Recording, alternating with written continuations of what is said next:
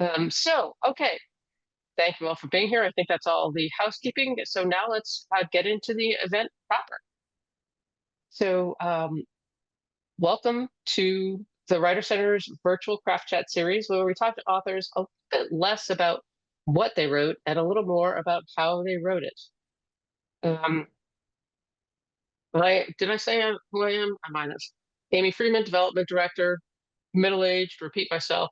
I would love to, I have pages of questions. I would rather ask yours.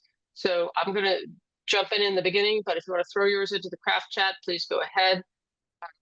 If you have middle-aged eyes and want to write the word question in capitals, I'll get to it either way, but you know, that would be great.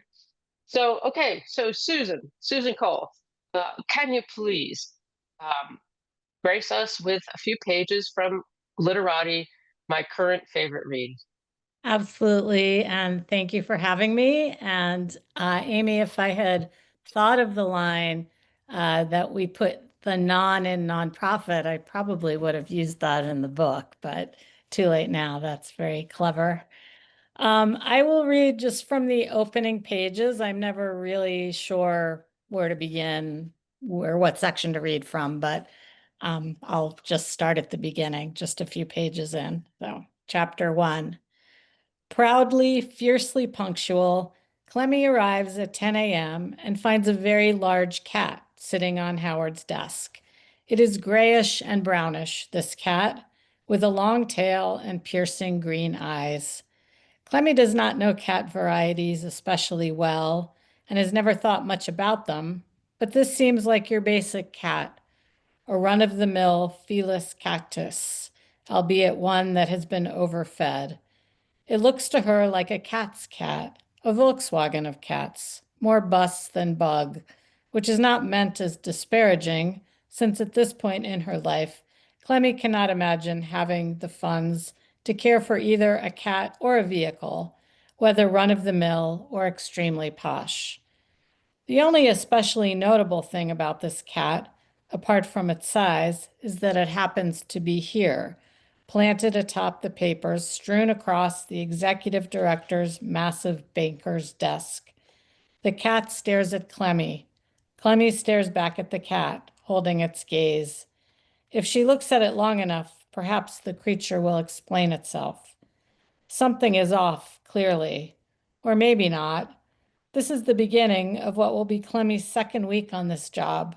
So she doesn't have enough history at WLNP to say what is normal and what is abnormal. Perhaps an occasional cat visitation is a regular thing, like bring your kid to work day, except with cats. Or maybe the cat has been here all along, curled up discreetly in a corner, although that seems less likely, given that this is a one-room office and Clemi is allergic to cats.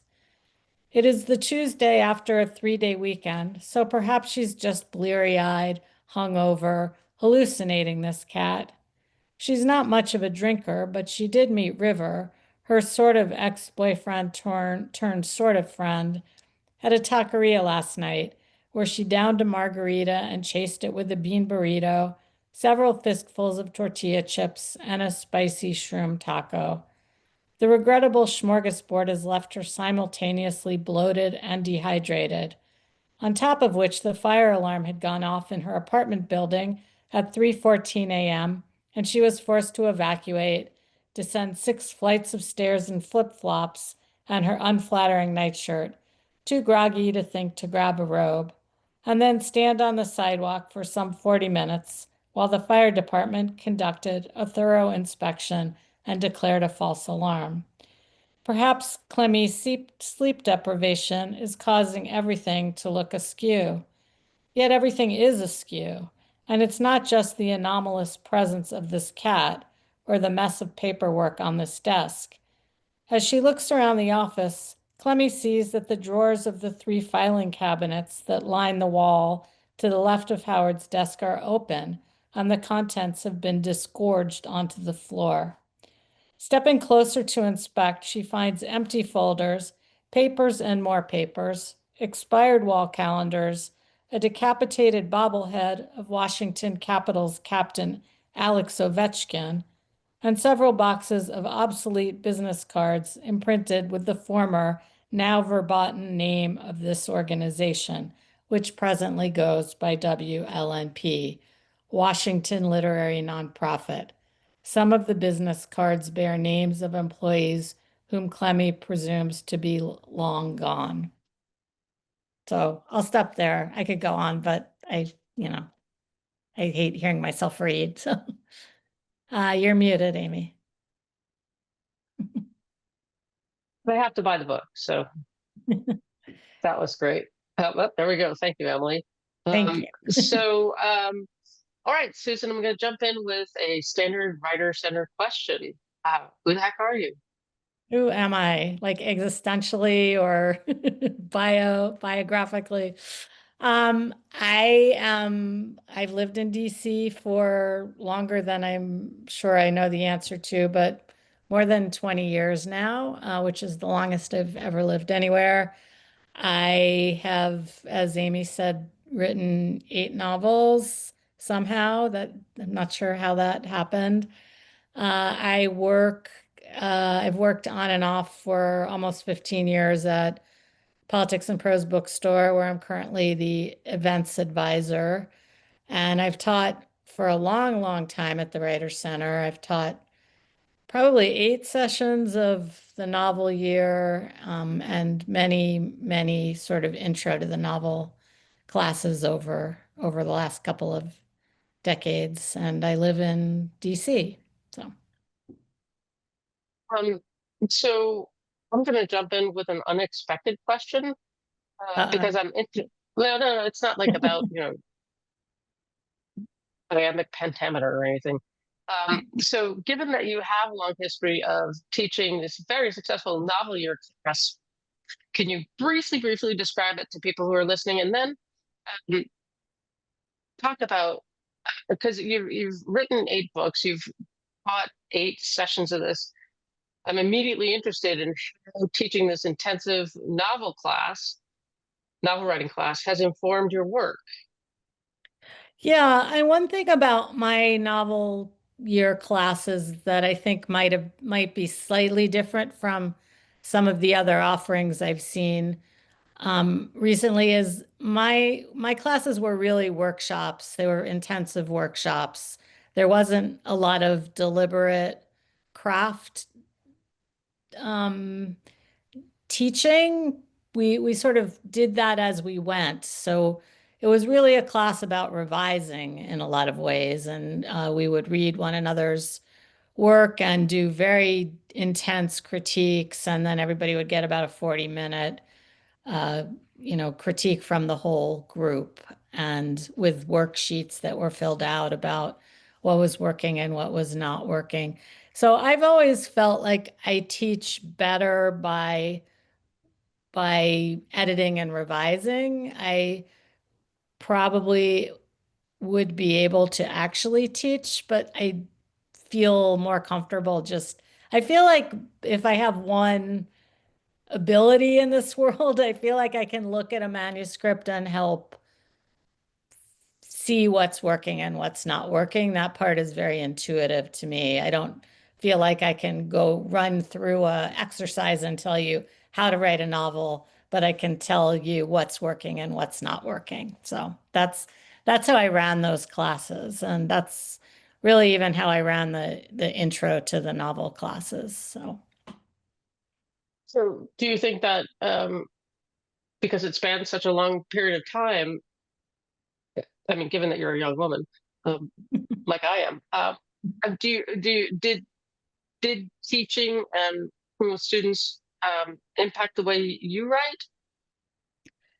I think so. I mean, I think everything I do and everything everyone does as a writer impacts your writing. You know, getting up in the morning and reading the news, or reading a novel, or walking the dog, or going to yoga class. I think everything just feeds into that. So I think inevitably the conversations that arose in my classes would help me be thinking more strenuously about the work that I was doing. So, yes. Also, in those classes, we would always read a book or two together as a group.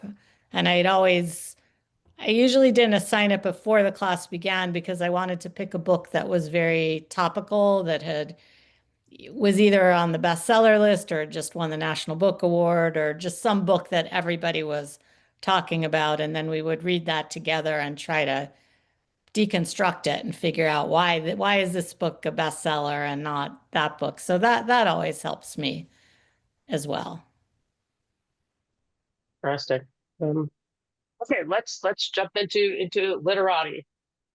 Okay, there are a lot of elements working together here. So for people who haven't yet had the pleasure of reading this, you've got embezzlement, a disappearing cat, you've got a demonic electronic chicken, uh, public intellectual, a deceased public intellectual. I mean, just like I'm saying these words, but how in the world did you take these? And that is like tip of the iceberg of the chaos that you weave into this incredibly entertaining story. I'm going to hold you upside down by your heels, Susan, because I know you well enough. Shake you upside down and say, "How did you do that?" Well, let me back up to many years ago when I was trying to sell my first novel, which I never sold. But it made the rounds of publishers. And I remember one rejection letter said, how wonderful to see a book with too much going on instead of nothing going on. So that's sort of my trademark. I don't intend to do this, although I'm starting to lean into it a little more and just embrace that it is what I do. But I just have a lot of plot points that start accumulating, and one thing leads to another. And I'm working on a book right now, and I'm in that same point where I'm sort of 80% of the way through it, and I've set up dozens of loony plot points, and it feels like it's all working up until that point, but how am I going to land all these planes? I never really know until I do it. And sometimes some of the threads just have to be killed off because they are leading nowhere. It's almost like a math problem or a logic problem or, geometry problem. They're just the lines are not, they're not, I'm using all the wrong language, but anyway, you know what I'm trying to say. Like some of them are just leading nowhere and I have to kill them off. But usually, one thing I always talked about in my classes, and I believe is true in my own work, the answer to the problems of a novel are usually already there in the novel. Like as you're writing, you've already laid the groundwork for how the plot points are going to align in the end. So often, if I just go back to the beginning and start reading again, I'll say, "Oh, that's what I was trying to do," or that was my point there, and it'll somehow line up, or it won't, and I'll go back and fix what needs fixing. But that was a long, meandering answer, probably as chaotic as my many plot points, but. I mean, not at all. I mean, but how do you? So I have two questions came from that at least. How do you track all of these different threads or breadcrumbs or however you think of them? And the other question is for people who don't know the terms, probably people do, but there's a plotter as a writer, somebody who plots a book carefully, and a pantser who goes by the seat of the pants. So the two-part question is how do you literally, when I say how do you track them, I mean, I want to know literally, do you have post-its? Do you have spreadsheets? Do you have just this phenomenal recollection? And then the plotter versus pantser sort of dovetails into the way you track these, I think, or maybe it Yeah. doesn't. I don't know. Yeah. I do not use any of the devices that I think a normal person would use, like even a whiteboard or post-it notes. I've taught so many classes and we've run through this, and my students would often bring in the devices that work for them. And we've spent whole class sessions talking about mind mapping and plot diagrams and the various books that will tell you how to plot a novel. I appreciate all of those because I know that they work for a lot of people, but I don't do any of that. I just have it in my head. I'll make notes on a notebook, but then I can never find my notes anyway because I've got like five different notebooks and spread out all over the house. But, in a day's work, I'll be writing down little notes. And one nice feature of Word as Word program is I can just go look up something pretty easily if I'm like, what did what was this character's last name or what did this character actually say? I can just do a search and find it, but it's all just in my head somewhere. And I also don't worry about a lot of the details as I write. I just write it and then I will go back and fix it. And there's inevitably going to be things that I kind of messed up on either a timeline level or a, plot point level, but then I can iron that all out later. I just try to get the whole story out as best I can. And for the most part, it all stays in my head. I might not remember what day of the week it is or to pay my bills or whatever it is, but somehow the novel is all in there somewhere. So So without giving away plot points, did you start off knowing the importance of an electronic evil chicken? no, I did not. There is a toy chicken that pops up, and that really just came from getting to the point in the book where I needed to have some kind of horrific toy.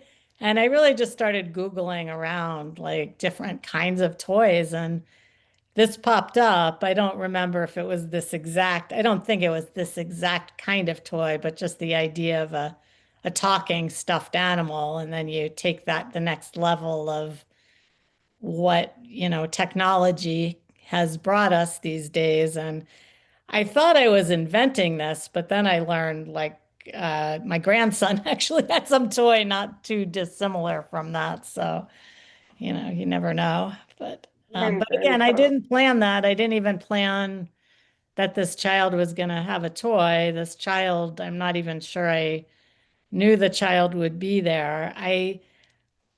I'm generally like a very grounded person. I don't have a lot of sort of spiritual woo-woo going on generally in my life, but as I'm writing, there is just a sort of way that the story takes over and kind of in pieces of it just inform the rest of the book as I go. I'll get to a point and I'll just stop and I'll think, now what? And usually the most obvious answer to the now what is the one I want to reject because I don't want it to be the obvious answer. For example, in this book, there's an intern who walks in the door.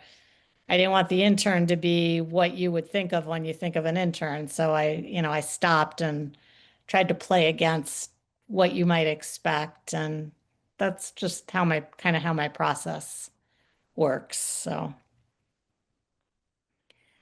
that okay, anything so comes together in the end feels like a miracle, really. so I want to know, okay, in terms of you're talking about writing things down, how many drafts do you go through? How long does it take you to write a book? Recognizing that you have 8 examples to draw from. I think the answer for each book is somewhat different. And I think right now I have found a publisher that is eager to publish quickly, and that's changed my whole experience of writing. And I think in some ways, probably spending the same exact amount of time crafting a novel as I had with the earlier books. It's just that because I have a deadline, I'm compressing that time and the revision process.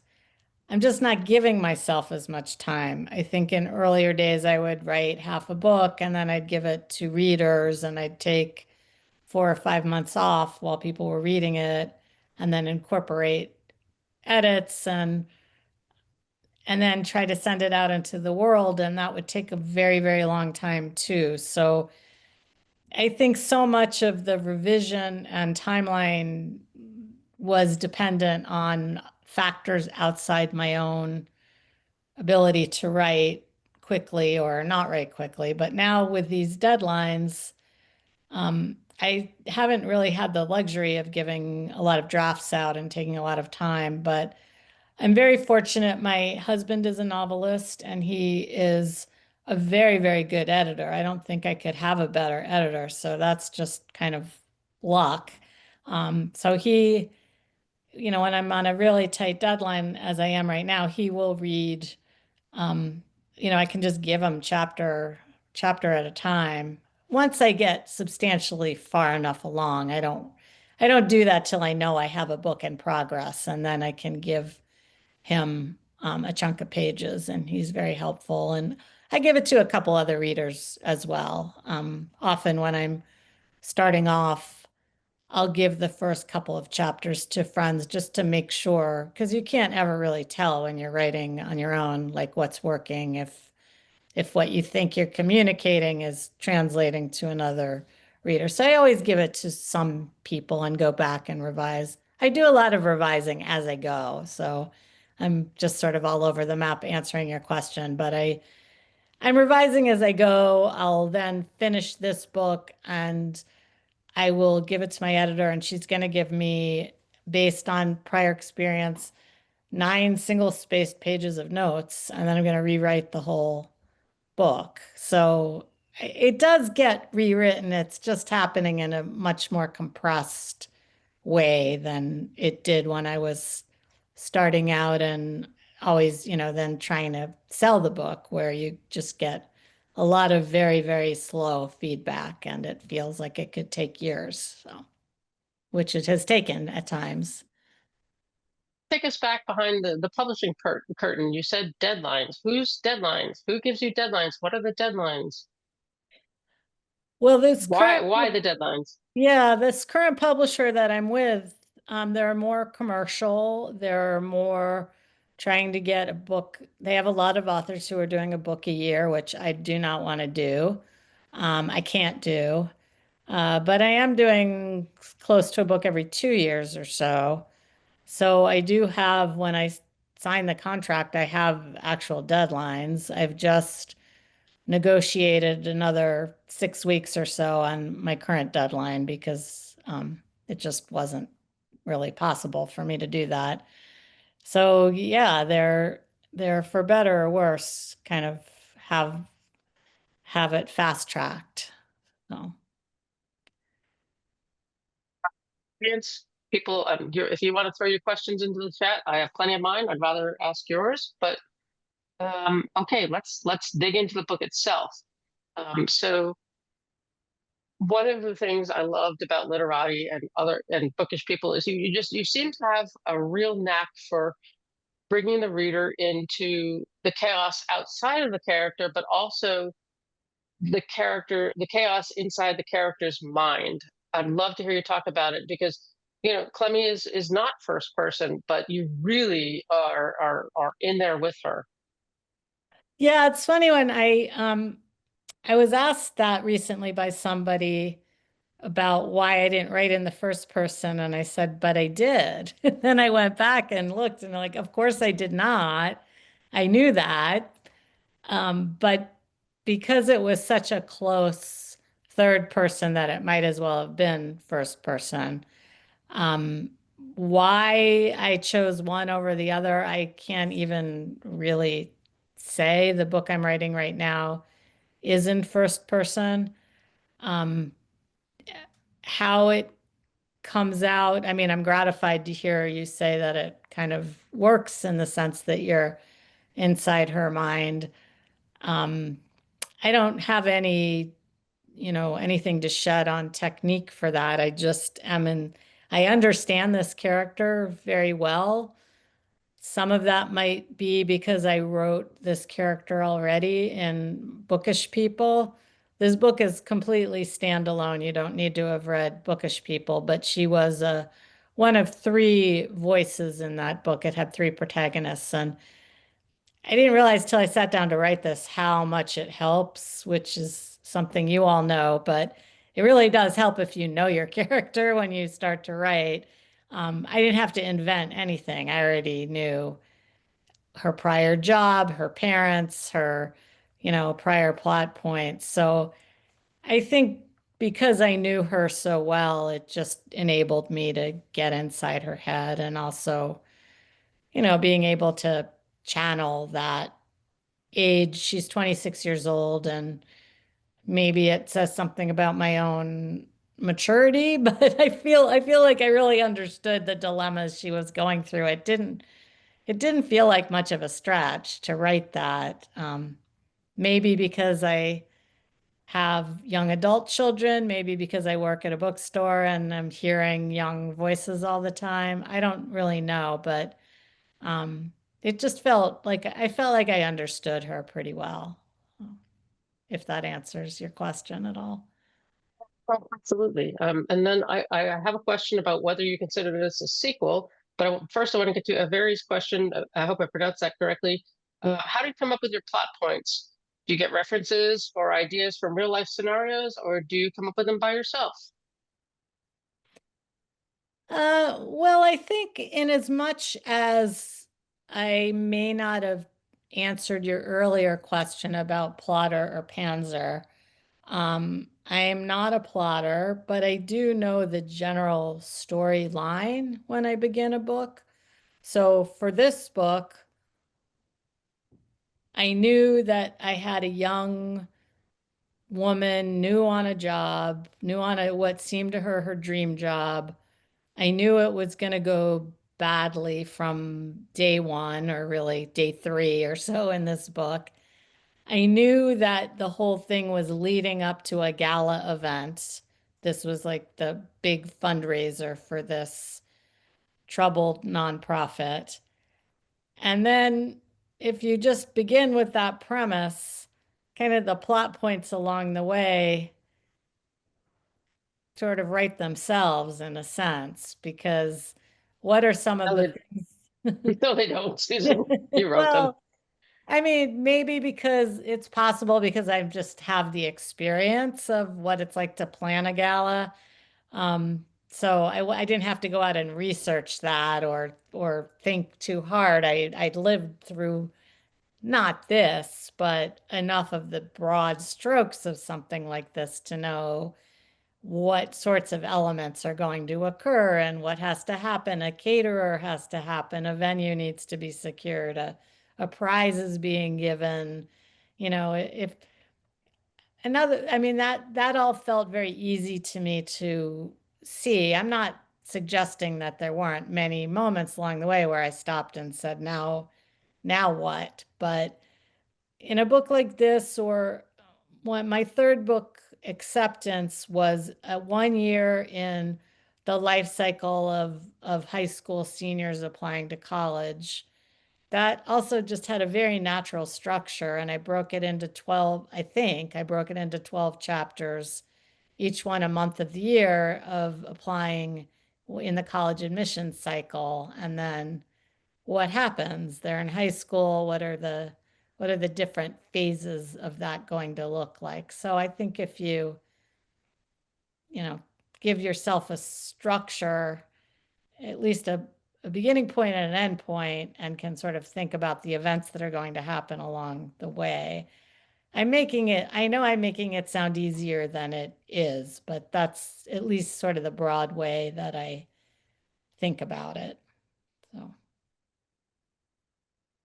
I think that makes sense, and I think you've earned the right to say this is how I do it. Um, so just to tag on to a little bit of talk about Clemi, um, I don't know what makes a book a sequel, but you have a protagonist who's shown up twice. Is that a sequel? Are we going to see her again? You're not going to see Clemi in the next book. I don't think of it as a sequel in that, well, I'm not sure what like the strict definition of sequel is because you don't have to have read the prior book to read this book. It feels completely standalone, and yet it is related to bookish people. And the next book is has some of the same characters as bookish people, but I have a whole new protagonist, another young woman. It's possible what I'm telling you will change when I show it to my editor, who I'm a little worried is going to say, "You've just written the same character all over again." So I don't know if she's going to tell me to change it back to Clemi again or not. We'll see. But so they're I don't think they're sequels, but I think they're kind of companion books that are all more or less about the literary scene. And even the book in the middle of them, my last book called Real Life and Other Fictions, which is sort of an anomaly in that it's set largely in West Virginia and it has to do with the myth of the Mothman. The protagonist is a writing instructor. And also lives in DC. And so there's a lot, in some ways, maybe more about writing in that book than in any of my other books, because she's really reflecting on things she learned as a writing instructor and stories that haunt her from her classes. And I would say that that part is pretty close to the bone for me because I think that I remember, maybe you could prove me wrong on this, but I think I remember every story that I've ever read from my 20 or so years teaching at the Writers Center. I don't always remember the name or faces of the students, but I remember the stories. And when somebody came up to me once at a signing and said she'd taken my workshop, and I didn't remember her and I felt awful. And I said to her, "What did you write?" And she said, "I didn't write anything. I just took your class, but I never showed you anything." And like, that's why I don't remember her, because I remember the stories and then I associate them with the people. But anyway, that book had a lot of writing in it because of that character. And some of those stories, as in real life for me, some of the stories I've read just really stay with me. And then you teach a class and the class ends. And I've stayed in touch with a lot of my students, many, maybe even most, but some I haven't. And then I don't know whatever happened to those characters. So it's kind of a weird experience. So. It's interesting that you use the term companion piece. It just made me think. Have you read any of Taylor Jenkins Reid's books? I have not. I saw the TV adaptation of whatever the one that was recently adapted, but I haven't Daisy actually. Jones, yeah. Yes, yes. But what she does is has a couple of characters that sort of pop up in different books, and kind of she's creating a larger universe. And I guess that sort of goes to the whole write what you know advice. Yeah, and I have done that in a way that absolutely no one would ever have reason to notice. But even I have a reference in this book in the Literati to Clemi having taken a writing workshop. And in my mind, and I may have flagged this, I don't remember what stayed in the book and what came out in the editing process, but in my mind, the writing instructor was the character from Real Life and Other Fiction. So I am sort of stringing things together in very subtle ways. I mean, one brain, right? Right. Yeah. Right. I could So use more, let's nope, nope, nope. You're doing great. So let's dig into some of your use of language. Um, I really loved the repetition of the long phrase. For instance, I want to read this. At one point, you're more than one point, you're referring to a Mies van der Rohe MR adjustable chaise longue. And You never refer to it as the chaise or even, you, each time it comes up, it's the Mise Vendero MR adjustable chaise longue. And the repetition to me had its own, it becomes its own brand of absurdity. Please tell us. Yeah, I mean, I don't have any sort of thing you could put in a craft book about that, but I do think one thing I've learned over the course of these books and writing books with a comic bent is the humor is really in the details. So, I can write a scene and the scene won't really seem that funny till I go back and fill in the details of it. I don't know. The humor is just the not just humor, but I think in any writing, the kind of sort of magic of it all happens in these small details. And a phrase like that, I mean, that is the technical name of the chair. And it's kind of a funny name, especially when you begin to repeat it, as you say. So, I do pay pretty, very close attention to language. That is what I enjoy about the writing more than the plot. In a lot of ways, the plot is the vehicle for playing with sentences and trying to create images. I've, said this in other talks recently, but at one point when I was close to giving up on all of this, I took painting classes and I've just always really wished I could paint and I can't. I have zero talent for that.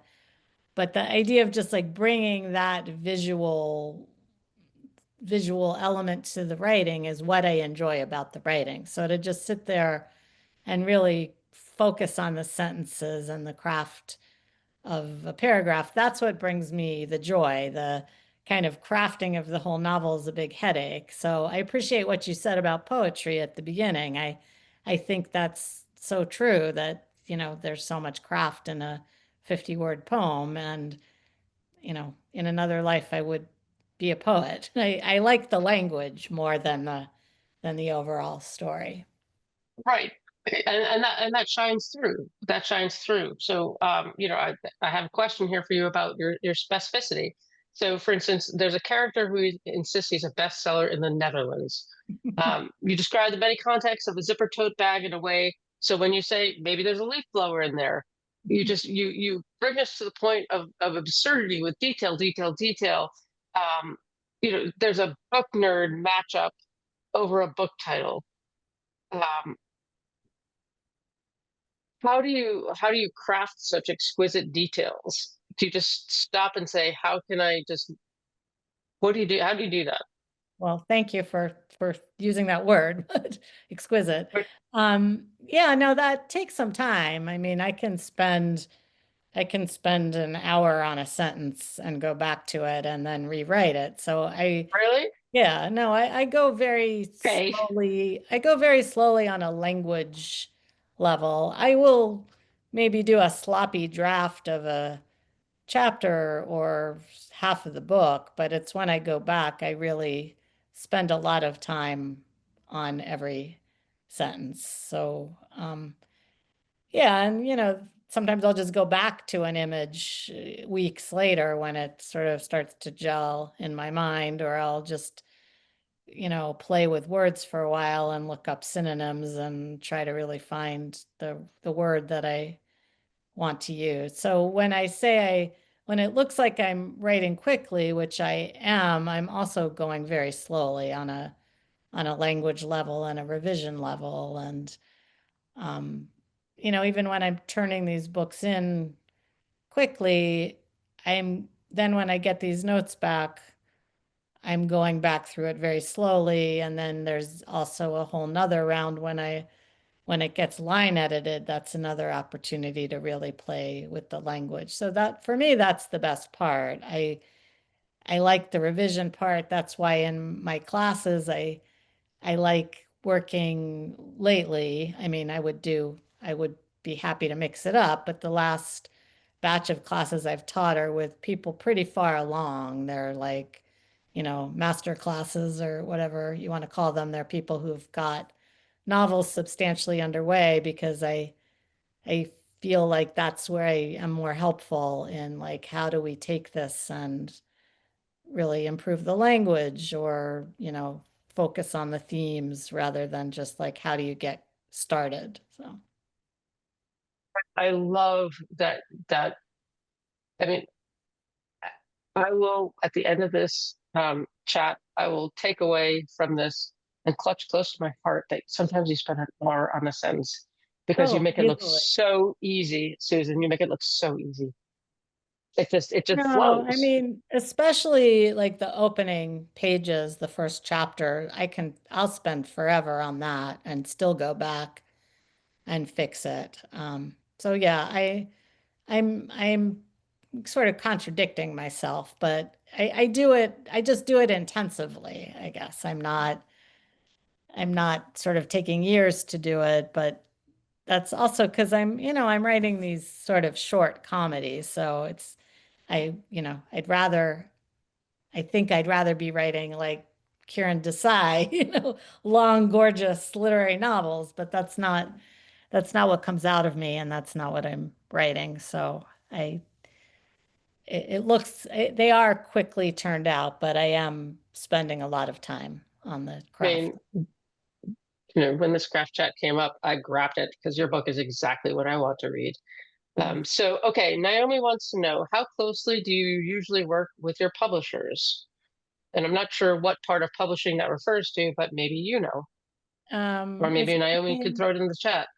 yeah, I assume you mean editor with the editors, Naomi, but um, you know, that has really varied from book to book, editor to editor. Uh, the editor I have right now is she's very hands off as I'm getting the book going. We don't really talk about it, what it is very much, other than the broad idea. And then it's when I turn it in that she then reads it very closely and edits on a thematic broad level very carefully. She's not like the line editor. She's not going in and telling me what words to use, but she's helping me understand my let's see, I see Naomi replied to my question. Different. Yeah, Oh, she did. Okay. So Naomi's working. yeah, Yes. yeah. Um anyway, so it's this editor I have now is very, very hands-on in terms of helping me craft the book, and the line editor there is amazing and helps me iron out the things that I've missed. Like, if this really happened the way I've said it, my character would presently be 132 years old. So, they help me on the kind of timeline, logistical level quite a lot. In my earlier books, I didn't quite have that level of editing. The editors who acquired the books were more um, just sort of the tastemakers or such. Like, this would be a good book to have in our catalog, but those books had to be to get it through there, they had to be pretty substantially already edited. So then I had friends helping, or in one case I did hire a professional freelance editor. So lots of different ways to do it and lots of different answers to that question, depending on what editor or publisher I've been working with. So Karen wants to know, because I flagged this as well when you said you were close to giving up. You said that earlier. So we all have such doubts. So can you tell us about your moments?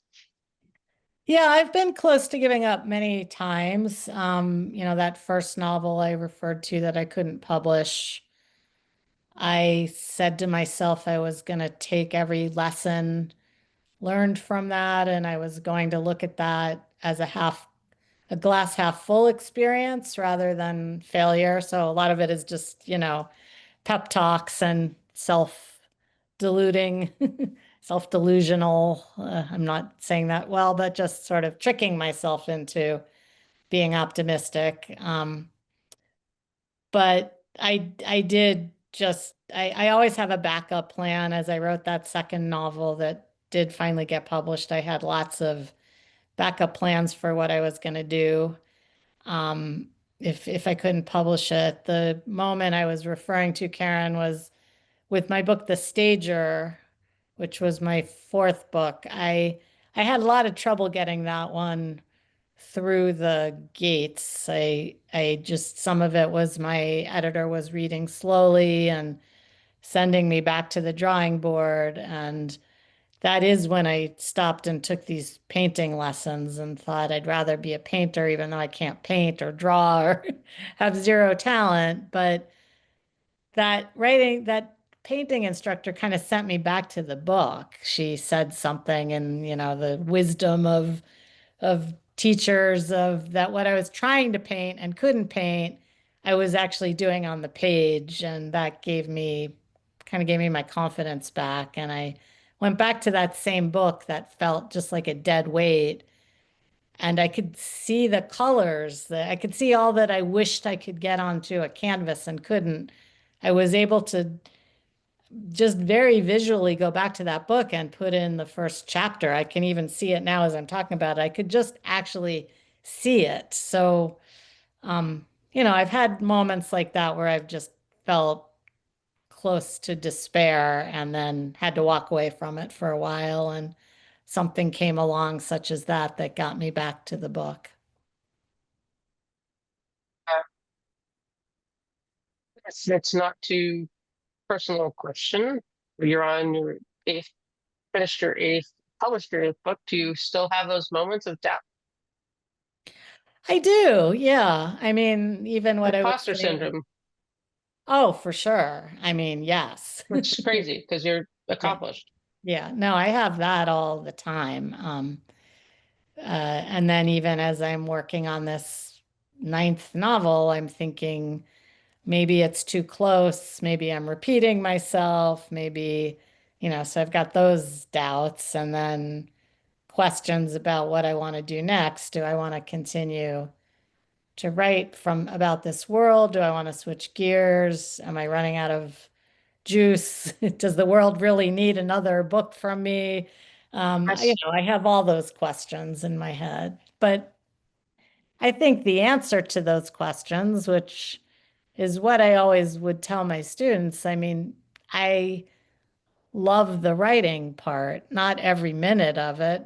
Probably most minutes of it I don't love, but there are enough moments that I do love, and I can't really think of anything else I want to be doing more than that for a few hours every day, at least. There's plenty of other things I want to be doing, but that just kind of fills some void in my life. But I do question it all the time, for sure. Yeah. I see a question from Naomi. Yep.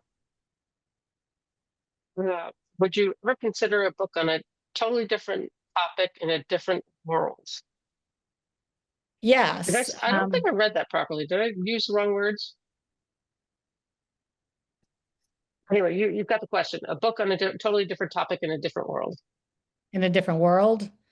Well, I'm not sure what you mean by a different world. If you mean like sci-fi, no. But if you mean just a different Yeah, whole not literary. It's genre, in quotation, so yeah, not yeah. literary scene. Yeah, I do have a memoir that feels like it's just written from a whole other side of my brain. It's very different.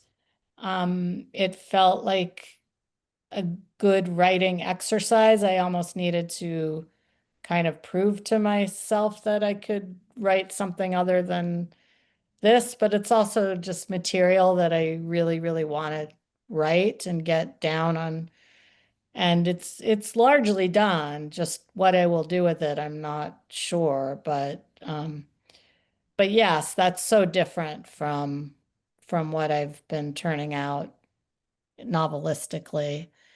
As for some other completely other kind of novel, Probably not. I think I started off wishing that I was writing, gorgeous literary fiction and kind of pushed back against my own voice for a very long time because I didn't want to be writing, comic fiction. I didn't necessarily want to be writing fiction that was getting sort of women's fiction covers on them. I felt sort of insulted by that. And now I just feel like it's giving me an opportunity to write and to just do what I want. And I'm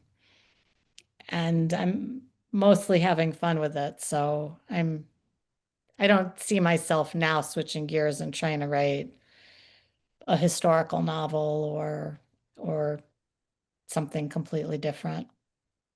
I mean, we could have an entire other craft chat about, the way people look at literary fiction and, romance, which sells phenomenally well, how people disparage it. Let's put that aside for Yeah, another I could day, talk because about that for a long time. I like well-written commercial fiction personally.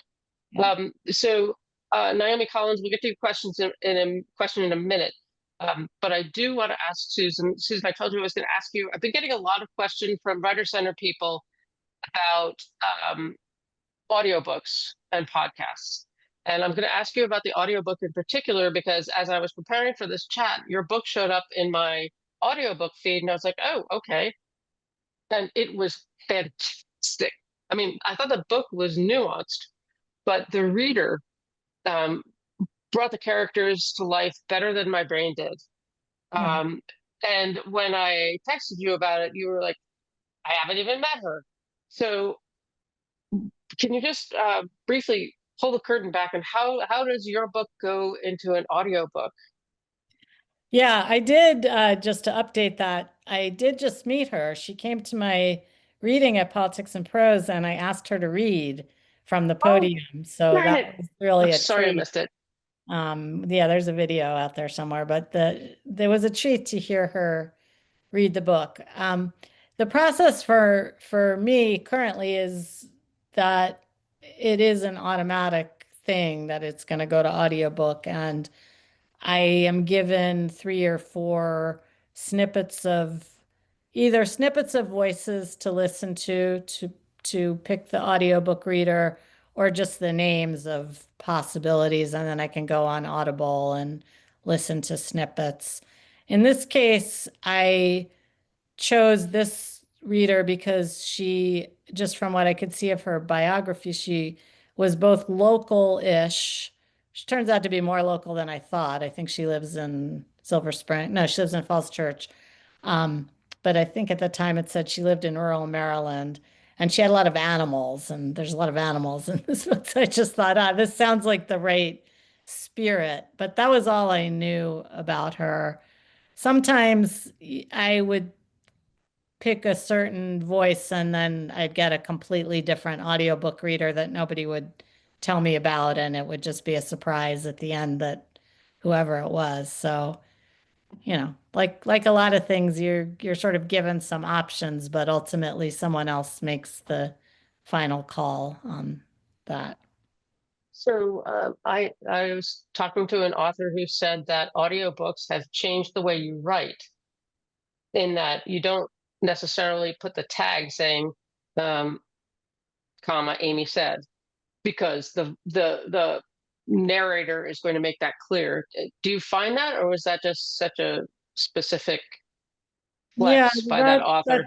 yeah, no, that's interesting. That would not have occurred to me because I think audiobooks have become hugely popular and are growing, but I think the majority of readers are still reading on the page, and you do need to make it clear. A lot of my he said, she saids are inserted by other readers, I'm like, editors who will say, like, who is talking here? So I think you don't want the reader to have to stumble to figure that out. You want to make it flow naturally. So no, it hasn't changed the way that I think about writing. Maybe it will eventually, but It was just an excellent flex by that author.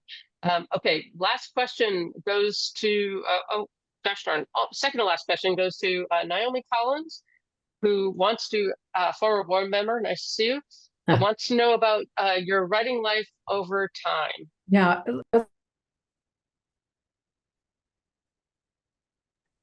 can I speak?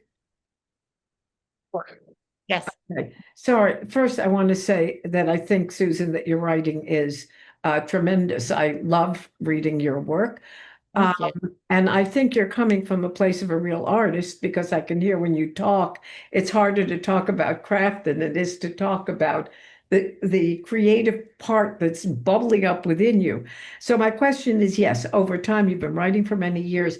Has the way in which you think about writing, the way in which writing comes to you, the way in which story comes to you, has that changed over time? It's obviously matured in different ways, but has it changed or is it still what came the Yeah. Well, thank you telling out? Yeah. for that question. It probably fundamentally is not because it usually just comes from some burst of an idea that makes me excited and makes me want to write. And it's almost always a very visual experience for me, and it's very settings driven. I sort of hate in some ways that I keep writing about the places I live or the places I work or places I know, and yet I just kind of absorb where I am, and then I see something that just makes me really want to turn that into a story. So I don't think any of that has changed from day one in my process. It's just a kind of spark of something that excites me, and then I have to figure out what that is. How do you wrap a whole story around an idea? That's a whole other problem, but it comes from the same place always. Susan, we are over time, so I'm going to ask you for an NPR type. We have 30 seconds left. Response of any advice for writers just starting out. I would say I'd say don't rush. Listen to the feedback that you're getting and figure out how to process it. Like, don't listen to everything, to things that don't resonate with you, but also don't be sort of prickly about getting feedback because that's what you really need. But the one thing I would tell my students in these novel year classes, they're not just starting out, but they're trying to publish, is just slow down. I understand the rush because I do that myself, but I've watched too many writers kind of blow, and I don't mean permanently blow because you can always kind of come back and recover, but be in such a hurry to get their work into the hands of agents when it's not ready to be shown yet, and then sort of blow those chances because they'll get a read because the first 100 pages or so are good, but the rest isn't ready. Just slow down and get it right and take your time and listen to the voices and be ready to revise. So Thank you all so much for being here. Susan, thank you for sharing so generously of your time and wisdom. Get a copy of the book, people, and then email me, amy.freeman@writer.org, to thank me for Susan's book. thank you for having me, and thank you. It's nice to see so many familiar and new names. So thank you for joining. Thanks again, everybody. Bye.